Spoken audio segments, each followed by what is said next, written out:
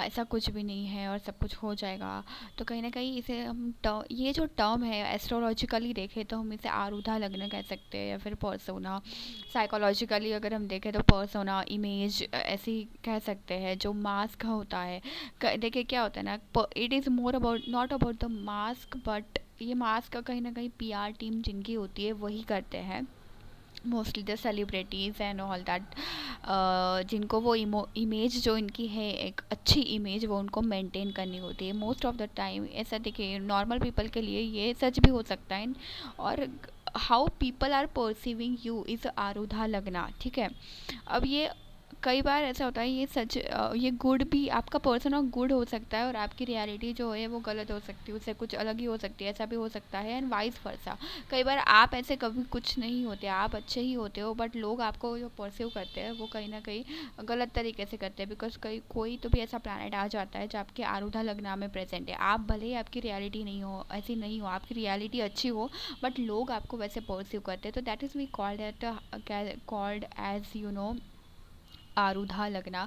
And psychologically देखें तो इसे इमेज या फिर पर्सोना कह सकते हैं। तो ये जो यहाँ पे इनके केस में ये जो दिखा रहे हैं, वो कहीं ना कहीं अपनी उसी पीआर टीम के जरिए इस इमेज को मेंटेन करने की फिर से कोशिश कर रहे हैं, या फिर अच्छी करने की कोशिश कर रहे हैं, जो उनकी शायद रियलिटी ना हो, है ना। क्योंकि रियलिटी अगर ऐसी जो है वो तो दिख गई है। तो ये जो भी चीज़ करते अगर हम ऐसा है जो नहीं है, वो तुम आप दिखा रहे हो, जो आपके सबकॉन्शियस में नहीं है ना। तो कहीं ना कहीं ये सबकॉन्शियस में जो होता है वही मैनिफेस्ट होता है। अगर मैनिफेस्टेशन की बात करें तो सबकॉन्शियस में जो भी है, जो आप हाइड कर रहे हो, वो कभी ना कभी तो वो मैनिफेस्ट होना ही नहीं है। क्योंकि अगर हम मैनिफेस्टेशन की बात करें तो वो यहाँ पे वो चीज़ आ जाती है, एक टाइम पे वो सारी जो सबकॉन्शियस की चीज़ें वो ट्रिगर हो जाती है, और मैनिफेस्ट वही होने के बहुत ज़्यादा चांसेस है, रदर देन आप जो भी दिखा रहे हो consciously. So that image is more about the conscious thing.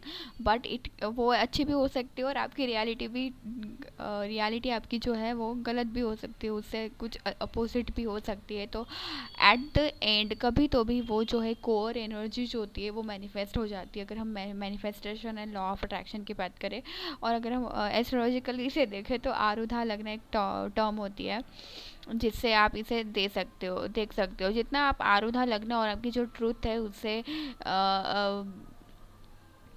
अलग अलग बहुत ज़्यादा अलग चीज़ें करने करोगे ना, उतना क्या होता है, आप ये सारी चीज़ें तो कर लेते हो, दुनिया को सामने आप परसीव तो कर लेते हो अच्छा कि मैं ऐसे हूँ ऐसे हूँ, बट आप अलाइनमेंट से ये लोग कॉम्प्रोमाइज़ कर लेते हैं। ये लोग अलाइंड बिल्कुल भी नहीं होते, अलाइनमेंट से कोसों दूर होते हैं ऐसे लोग जो आरूढ़ा लगना एक पर्सनल लेके चल रहे होते हैं। उनमें फिर अगर आप अलाइनमेंट नहीं हो, देखिए एक्सेप्टेंस के बाद ही अलाइनमेंट आती है। अलाइनमेंट का पहला स्टेप ही एक्सेप्टेंस होता है, और एक्सेप्टेंस किसका होता है, तो शैडो वर्क का होता है, शैडो पार्ट का होता है। और शैडो एक्सेप्टेंस नहीं है, मतलब आपको आप शैडो वर्क भी नहीं कर रहे हो, तो no shadow work, no acceptance, no alignment. और अलाइनमेंट नहीं है तो फिर मैनिफेस्टेशन का क्या चल रहा है यहाँ पे, नहीं होगा कुछ भी। जितना पर्सोना होता है उतना कहीं ना कहीं वो निगेटिव पर्सोना जितना होता है ना, निगेटिव जो आप नहीं है वो दिखा रहे हो, तो उतना ही ये राहु ड्रिवन चीज़ें हो जाती है। आपका कर्मा इंटेंस हो जाता है।